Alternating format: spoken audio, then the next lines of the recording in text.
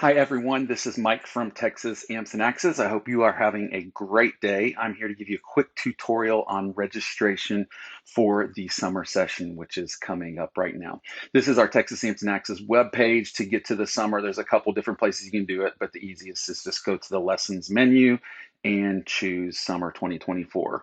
This page we have built has all of the information that you should need for registering, including what camps, what classes that we have going on, as well as private lessons with our teachers. And if you hover over each teacher, you can see when they are available over this summer session. So you can choose to book by teacher or to book by instrument. I'm going to go ahead and click book by instruments, which will take me into the Opus system. At this point, if you're not already logged in, the Opus system will ask you to log in. You do have to log in before you can register. And then you have all of these filters, as well as you can kind of sort through, but easiest way probably is just to filter what you're looking for.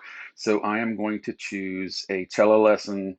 I'm going to come down here, do a 30-minute lesson on cello.